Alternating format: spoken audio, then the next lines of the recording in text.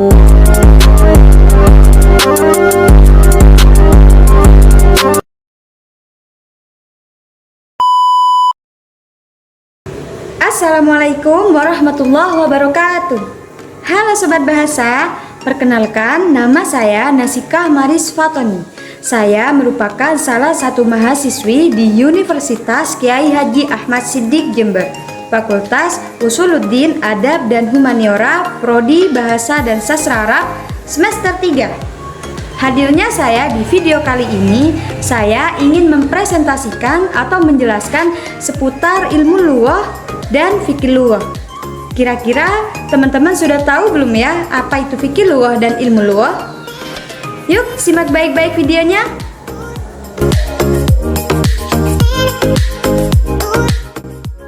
Yang pertama yaitu sejarah fikih lughah.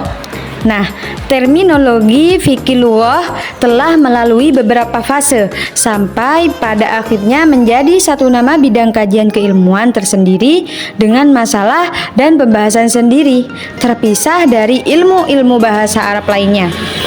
Jika kita lihat dari berbagai kajian buku yang pernah ditulis oleh para ilmuwan mengenai tema fikih lughah ini, maka dapat kita katakan bahwa pembahasan fikih lughah telah melalui 3 fase perkembangan atau marhalah. Nah, apa saja? Mari kita simak penjelasan berikutnya. Fase pertama. Fase pertama ini disebut dengan marhalatul adam. Apa itu marhalatul adam? Nah, marhalatul adam merupakan masa tiada di mana belum atau tidak ditemukannya istilah fikih lughah ini. Tetapi yang ada adalah berbagai tema kajian yang dikenal. Fase ini diketahui ketika para ulama mengkaji bahasa Arab, kemudian mereka menemukan berbagai fenomena kebahasaan. Salah satu dari fundamental yang mereka temukan adalah tema-tema kajian mengenai fikih lughah seperti al-ishtiqaq, at-tadad, dan lain sebagainya. Adapun beberapa buku yang kemudian ditulis mengenai tema ishtiqaq ini, diantaranya buku Al-Ishtiqaq oleh Ibnu Duraid, Al-Ishtiqaq Al-Asma' oleh Al-Asma'i, dan Islah Al-Mantiq oleh Ibnu Sakit. Selanjutnya yaitu fase kedua yang disebut dengan marhalatul imtizaj. Apa itu marhalatul imtizaj? Nah, marhalatul imtizaj yaitu fase di mana tema kajian fikih lughah sudah mulai bercampur aduk dengan tema-tema dalam kajian bahasa Arab yang lainnya, seperti balaghah, nahwu, shoraf, dan sebagainya. Hal ini sangat jelas sebagaimana yang telah diungkapkan oleh Ibnu Jinni dalam karya beliau yang berjudul Al-Khosois. Dalam buku tersebut, beliau banyak menyampaikan tentang tema-tema kajian fikih lughah seperti al-ishtiqaq, dilalah, majaz, tashbih, serta tema-tema ilmu balaghah lainnya. Next, masuk ke fase ketiga yang disebut dengan marhalatul istiqlal. Apa itu marhalatul istiqlal? Marhalatul istiqlal artinya masa kemandirian. Masa ini muncul sekitar abad ke-4 dan ke-7 Hijriah, di mana tema dan permasalahan fikih lughah disusun dalam satu buku dan diberi nama dengan fikih lughah ini.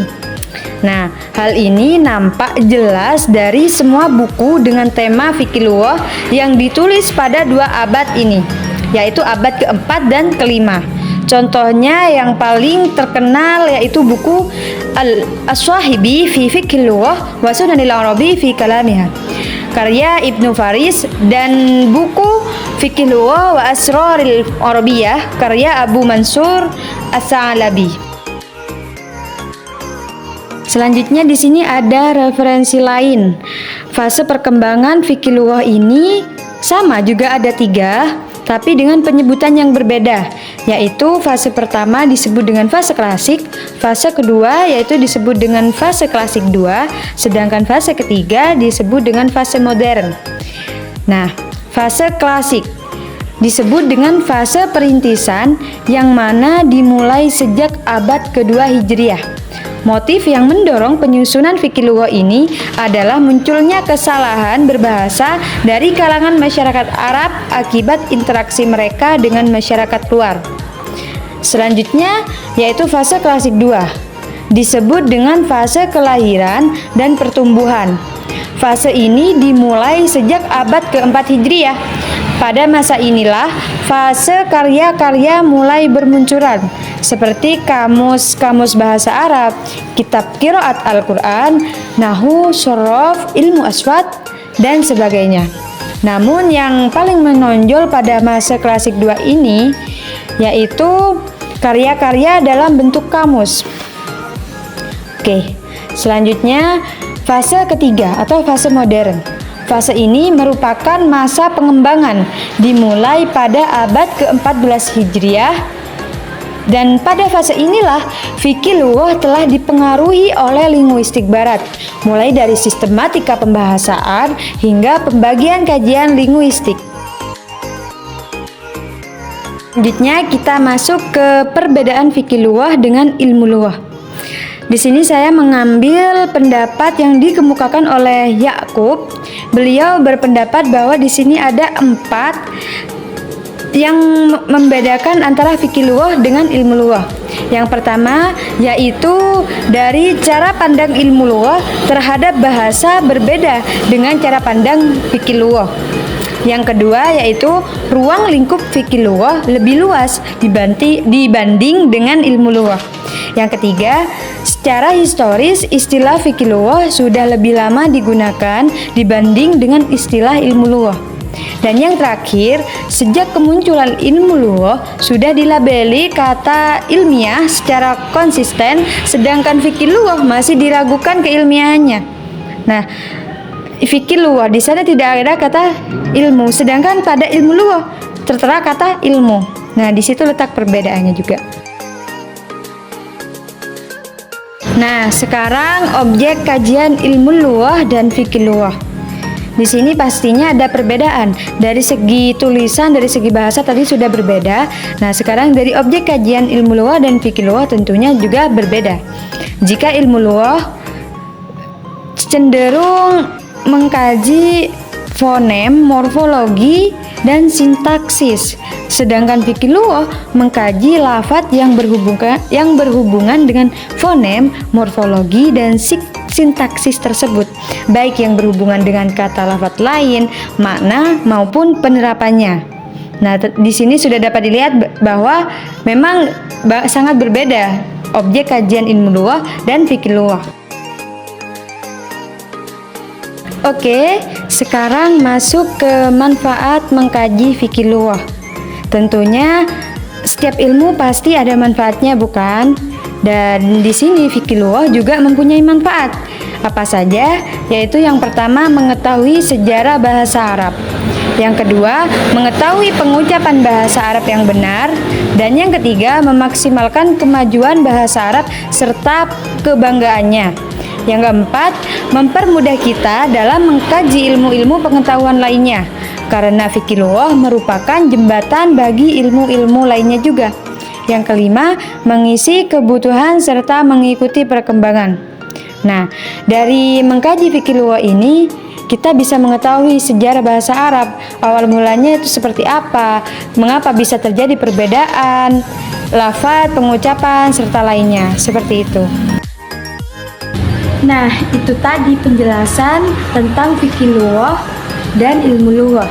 Sekarang saya akan menjelaskan tentang salah satu kajian dari fikih lughah, yaitu al-mushtarak, at-taraduf, dan at-tadad. Kalian tahu tidak apa itu at-taraduf, al-mushtarak, dan at-tadad? Yuk simak lagi videonya.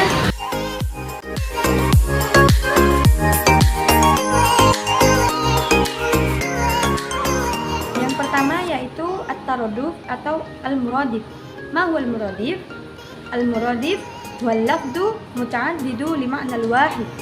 Artinya, beberapa lafaz atau kata yang menunjukkan satu makna, atau seperti yang kita kenal biasanya yaitu kita sebut dengan sinonim. Sedangkan di sini terdapat pendapat dari Imam Wafi yaitu banyaknya lafaz yang memiliki satu makna. Ya, sinonim itu tadi. Sekarang penyebab at-taraduf. Mengapa at-taraduf itu bisa terjadi? Di sini dikatakan bahwa penyebab adanya at-taraduf adalah adanya pengaruh bahasa asing. Contohnya yaitu al-hatif dengan at-tilfon. Di situ telepon merupakan serapan dari bahasa asing.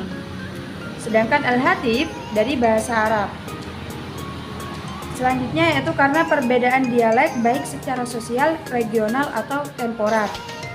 Adapun faktor penyebab banyaknya at-taraduf dalam bahasa Arab, dari Imam Wafi menyimpulkan terdapat 3 faktor.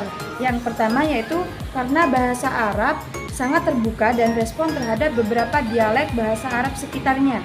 Yang kedua, karena beberapa penyusun kamus bahasa Arab tidak melakukan seleksi ketat dalam menulis kosakata bahasa Arab. Dan yang ketiga, pada hakikatnya beberapa yang dianggap bersinonim itu memiliki arti khusus. Pendapat ulama tentang at-taraduf. Di sini terdapat perbedaan pendapat dari kalangan ulama tentang adanya at-taraduf ini. Sebagian ada yang menerima dan sebagian lagi ada yang menolak. Ulama yang mengakui adanya at-taraduf adalah Ar-Razi, Az-Zarqashi. Mereka menganggap bahwa lafaz at-taraduf ada yang tidak bisa menempati tempat lainnya. Di sini juga ada ulama yang mengingkari adanya at-taraduf. Mereka adalah Ibnu Faris, As-Sa'labi, dan Imam Taj As-Subki. Mereka beranggapan bahwa taraduf ini tidak memberi pemahaman yang utuh pada suatu lafaz dan sesuatu yang dijelaskan termasuk bagian dari lafaz yang disebutkan.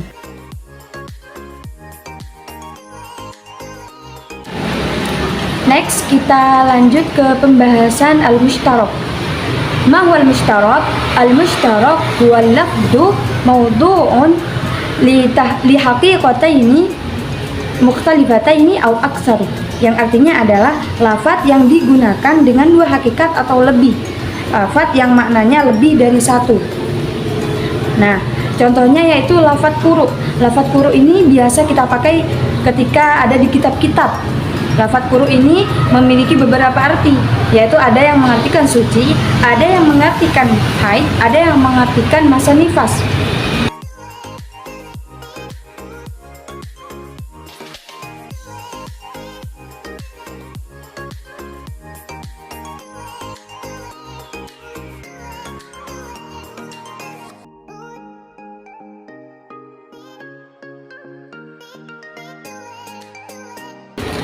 Terdapat beberapa faktor yang menyebabkan terjadinya mushtarak ini. Yang pertama yaitu perbedaan qabilah dalam memahami lughah atau ketentuan bahasa. Setiap kelompok tentunya menggunakan batasan bahasa yang berbeda-beda. Contohnya yaitu lafaz al-yad, yadun, yang artinya tangan.